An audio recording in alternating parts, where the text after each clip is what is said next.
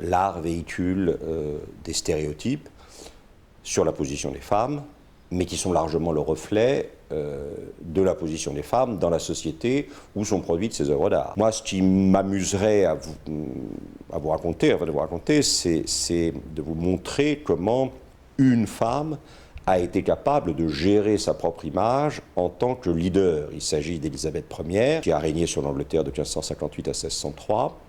Son règne a été ponctué d'une série de mises en image de son pouvoir, de sa légitimité probablement surtout. Et en fait, il ne faut jamais oublier qu'à l'époque, l'artiste, enfin le tableau est une commande, le commanditaire, c'est-à-dire la souveraine, a un droit de regard absolument essentiel sur ce qui apparaît dans le tableau. On peut commencer avec une image qui date de 1558, l'année de sa montée sur le trône, et dans lequel il y a une sorte d'hypertrophie des éléments légitimants, qui vont finir irrésistiblement par créer chez le spectateur un doute sur la légitimité qui est peut-être en fait dans la reine elle-même, puisque son grand-père, Henri VII, a trouvé la couronne sous un buisson, a ramassé la couronne sous un buisson à la fin d'une bataille dans une guerre civile. Son père, après avoir fait un schisme pour épouser sa mère, a fait décapiter sa mère parce que sa mère ne lui avait donné qu'une fille. Et son père, Henri VIII, qui était le deuxième de la dynastie, pensait que probablement il valait mieux avoir un garçon pour lui succéder parce qu'une fille... Là, on est dans le stéréotype, c'est clair. On voit bien que quelqu'un qui a dû attendre que son demi-frère plus jeune, mais c'était un garçon, monte sur le trône avant elle, puis ensuite sa demi-sœur plus âgée, donc c'est quelqu'un qui n'était quand même que troisième dans l'ordre de succession, et là, il y parvient.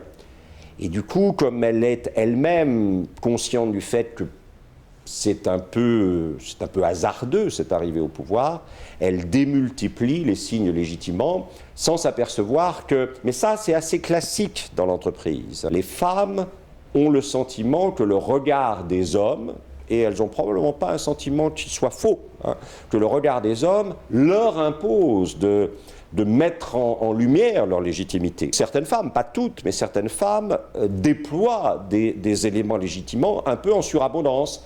Et alors c'est là où on voit bien la perversion des hommes, c'est que les hommes à ce moment-là peuvent dire, vous voyez, on vous l'avait bien dit, elles sont hystériques, c'est-à-dire qu'elles ne peuvent pas s'empêcher d'en remettre dans, évidemment, la justification ou la mise en scène de leur propre légitimité. Je voudrais attirer votre attention sur un autre détail. Elle a un masque et pas un visage. Et en même temps, c'est très intelligent, ça, parce qu'au fond, qu'est-ce que c'est qu'un leader? C'est quelqu'un qui a un masque, qui correspond à un rôle, et puis qui a aussi un visage, qui correspond à une identité. Un vrai leader n'est ni totalement dans le masque, ni totalement dans le visage, ni totalement dans l'identité, ni totalement dans le rôle. Un vrai leader, c'est quelqu'un qui utilise avec agilité son masque ou son visage, son identité ou son rôle, pour répondre aux besoins des personnes dont elle ou il a la responsabilité. Et un vrai leader, c'est quelqu'un qui sait bien que si elle se laisse enfermer dans son masque, on va s'en aller vers le formalisme, qui est le contraire de ce qu'un leader attend des gens dont elle ou il est responsable, à savoir le commitment, l'engagement. Ou si au contraire elle se laisse enfermer dans le visage, on n'est pas très loin d'une sorte de côté un peu poisseux de l'émotion, comme disait Roland Barthes. Et puis, cette alternance entre visage et masque, identité et rôle, on la retrouve un peu dans le fait que, dans la composition du tableau qu'Élisabeth Ier a voulu. Elle veut avoir les cheveux déployés sur les épaules. À l'époque, ça veut dire qu'une femme qui a les cheveux déployés sur les épaules, dans l'iconographie de l'époque, elle est une vierge. Bon, on ne peut pas dire véritablement que Élisabeth Ier ait été très soucieuse de la préservation de sa virginité, mais c'est plus subtil que ça. Elle sait qu'il y a le roi, le leader, a deux corps, un corps privé et un corps public. Dans son corps privé, sa virginité lui importe peu.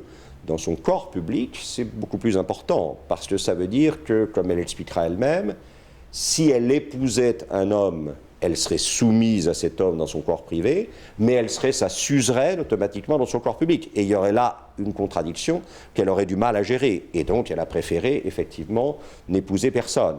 Mais là aussi, je pense que tous les leaders, malheureusement, certains ne le savent pas, ou font semblant de ne pas le savoir. Tous les leaders ont un corps public et un corps privé. Les gens qui sont sous leur responsabilité sont fascinés plus encore par le corps privé que par le corps public. Ou plus exactement, ils sont fascinés par la manière dont le corps privé et le corps public s'articulent l'un sur l'autre, l'un à l'autre. Je crois que cette cohérence entre ce que le corps public dit et ce que le corps privé fait, cette cohérence, ça a quand même un nom qu'on appelle l'exemplarité. Et je ne suis pas sûr que les femmes soient pas plus sensibles que les hommes à cette dualité des deux corps et à la question de la cohérence entre les deux corps, et en particulier en temps de crise, où les gens veulent savoir si la cohérence de leur leader est quelque chose auquel ils peuvent faire confiance pour leur faire traverser la crise. Ce qui est très intéressant, c'est de suivre l'évolution des portraits. Donc là, je viens de parler d'un portrait qui a été fait en 1558, l'année de la montée sur le trône. Je vais évoquer maintenant deux portraits. Est-ce qu'on peut savoir exactement quand est-ce qu'ils ont été faits? C'est pas vrai. C'est probablement dans les années 80. Il y avait 25 ans de règne derrière elle. Et on voit que ça a énormément changé. Contrairement au côté un peu sacerdotal, religieux, corps public, sacralisation du leader, qui apparaissait dans le premier portrait et qui était nécessaire à cause du doute sur la légitimité. Ces deux portraits, elle est habillée comme une femme, et non pas comme un être, si vous voulez, dont le sexe, la détermination sexuelle serait complètement inimportante et devrait disparaître au profit justement du rôle. Et alors on voit que où est-ce que la responsabilité du pouvoir, où est-ce que le leadership va se nicher? Le leadership va se nicher dans deux bijoux qu'elle porte à peu près sur la poitrine, en dessous des seins probablement. Un de ces deux bijoux, quand on le regarde de près, est en fait un phénix qui renaît de ses cendres.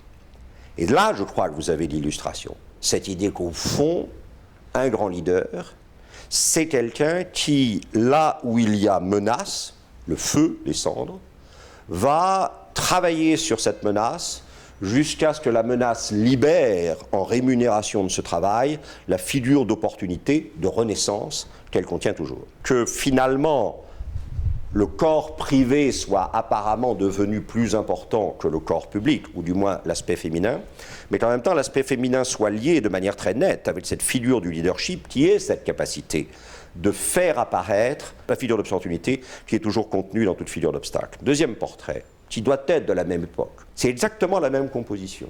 À nouveau le bijou, porté à peu près sous les seins, au milieu du torse. Et là, c'est très étonnant. C'est plus un phénix qui renaît de ses cendres, c'est un pélican qui s'arrache les entrailles pour nourrir effectivement ses petits. C'est quand même très intéressant, parce que ça veut dire que n'est un leader que quelqu'un qui est capable de sortir ses tripes dans l'intérêt de l'œuvre commune. Et là, on est bien effectivement dans une sorte de reconnaissance de l'importance des émotions et de cette idée que dans tout leadership, il y a une part incompressible de souffrance. Alors, si vous voulez que je dise des grossièretés, je vais les dire maintenant. Cet aspect-là est un aspect, évidemment, disons, d'émotion, qu'il faut se garder des émotions, parce qu'elles peuvent, évidemment, c'est pas aussi grave que l'imagination, la folie du logis, mais c'est quand même très grave. Mais qu'en même temps, si l'émotion ne vient pas ourler la rigueur, il n'y a pas véritablement de rigueur productive. Il faut se méfier de quand l'émotion poisse. Mais en même temps, sans émotion, je ne suis pas sûr qu'il y ait de l'adhésion. Vous voyez ce que je veux dire? Et il me semble, là aussi je vais dire une autre grossièreté, vous allez voir, c'est épouvantable, que les femmes sont plus proches de cette émotion-là.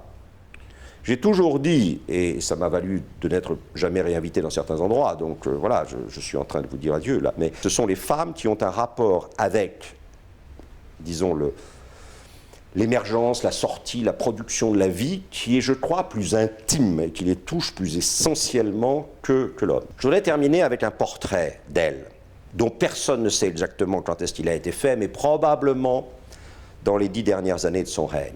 Elle revendique une sorte d'élégance et de beauté qui, nous le voyons bien, un peu artificielle, un peu théâtrale. Mais ce qui est intéressant sont les attributs. Premier attribut, qui n'est pas le plus important pour moi, mais qui est sur le fait que sur la manche gauche de son vêtement, à droite pour nous, il y a un serpent. brodé.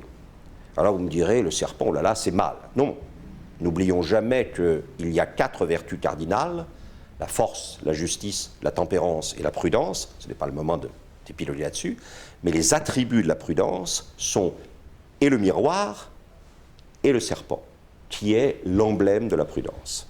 Alors si nous regardons attentivement, nous allons voir que ce serpent tient dans la bouche un cœur et est surmonté d'une sphère armillaire, un globe terrestre. Ça n'est que par la maîtrise de son propre cœur qu'on atteint à la réalité d'un pouvoir signifiant. Ça, je crois que c'est très important. Deuxième élément, elle tient à la main, les couleurs ont passé, mais on le voit très bien. Elle tient à la main un arc-en-ciel. Et la devise qui est inscrite juste à côté, c'est Nil sine sole iris. Il n'y a pas d'arc-en-ciel sans soleil. Un leader, c'est quelqu'un qui sait, elle ou il, être responsable des arcs-en-ciel de la communauté, petite ou grande, dont elle ou il porte la responsabilité. C'est pas tout d'être un soleil, il faut déclencher des arcs-en-ciel pour les autres. Sinon, ça ne sert pas à grand-chose d'être un soleil. Et maintenant, nous arrivons au détail le plus extraordinaire. C'est ce qu'on voit sur la robe. C'est une femme qui va mourir une dizaine d'années après, qui a traversé des tas d'épreuves. Il y a eu l'invincible Armada, il y a eu son excommunication par l'Église catholique, alors qu'une partie de l'Angleterre est restée quand même attachée à l'ancienne religion. Même quand on fait un schisme, on ne déracine pas une religion comme ça. Il y a eu les tentatives d'un certain nombre de gens de la remplacer sur le trône par sa cousine Marie Stuart. Il y a eu ses favoris masculins qui s'y sont crus en quelque sorte et qui se sont dit la minette, on aura toujours la mettre de côté, et c'est nous qui allons gouverner à sa place. Elle a réussi à traverser tout ça. Et alors à la fin, sur son dernier portrait officiel, sur sa robe, il y a 3 attributs. Des yeux, des oreilles et des bouches. Extrêmement improbable qu'elle soit apparue à un bal de la cour dans une robe dont la décoration aurait été constituée d'yeux, d'oreilles et de bouche. Mais elle vous dit, un leader, et peut-être encore plus une femme leader qu'un homme leader, c'est quelqu'un qui n'en a jamais fini de travailler ses yeux, c'est-à-dire le fait de voir, le fait de regarder, le fait de développer une vision. C'est quelqu'un qui n'en a jamais fini de travailler ses oreilles et de passer d'entendre à écouter pour discerner et décider. Et c'est quelqu'un qui n'en a jamais fini de travailler sur sa bouche, c'est-à-dire de passer du bavardage à la parole, à la ponctuation régulière de la parole par le silence, et donc à la communication.